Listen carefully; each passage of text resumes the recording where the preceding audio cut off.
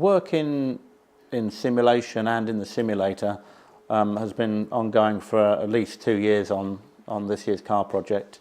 Obviously looking at everything from the normal things we do of aerodynamic performance, aerodynamic characteristics, but also with a change to the new power unit, there's a huge amount of learning we can do there. Initially setting all the bases of what the design target should be and the various trades, but then also more recently we've now got the race drivers in the simulator working through all the different power unit strategies, so how to best use the engine, the ERS, fuel trading.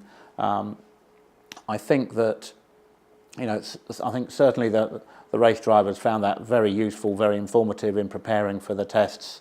We've already worked through Bahrain and Jerez. There will be again a lot more use you'll get from that, from preparing for each event. I mean, certainly with the rules being so new, preparing for each race at the start, I think we will see the race drivers in getting used to all, getting used to the track, but more than doing car setup work, working on how to best optimise the strategies for qualifying and for race. So maybe once we've learnt towards the end of the year, that'll become less important, but certainly at the moment it adds huge value to the preparation for the race weekend. Well, I think the regulations don't really affect the pit stop strategies and the design of the car for pit stops, so to speak.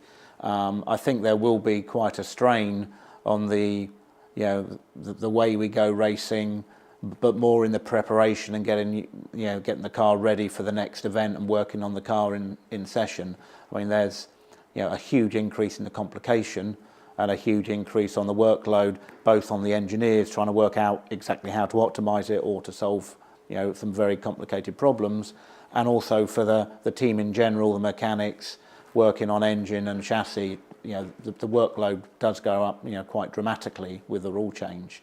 Coming back to pit stops, I think in reality that's more affected by the aero directions you take and how hard you make things, to fit and remove wheels and things like that, than anything else. So that's not really affected by the rule changes that we've had this year. Race strategy wise, there will be some races where we run flat out with no restrictions, such as Monaco. There'll be others where there'll be a reasonably significant amount of fuel saving to be had.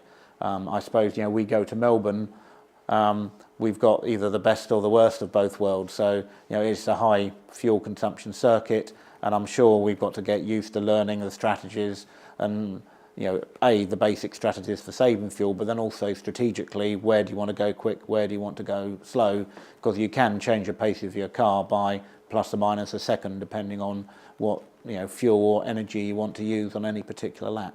So studying a race and trying to predict what the other people are doing becomes a step more complicated than it has been certainly in the recent past.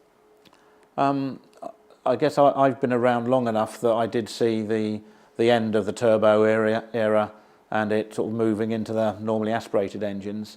Although that was a reasonable change, it was nothing compared to the power unit regulation changes that we have for this year.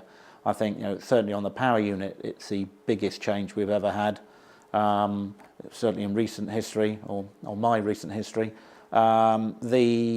The aero rules, yes, they're a reasonable change, but it's not as dramatic, I would say. You combine the two, there's lots of interesting, exciting challenges for all of us there. Both on the chassis side, the aero side. There's challenges on getting the car to the weight limit as well as optimising the power unit. So there's certainly the whole design team all through the company has been challenged, and we'll see in Melbourne where we are.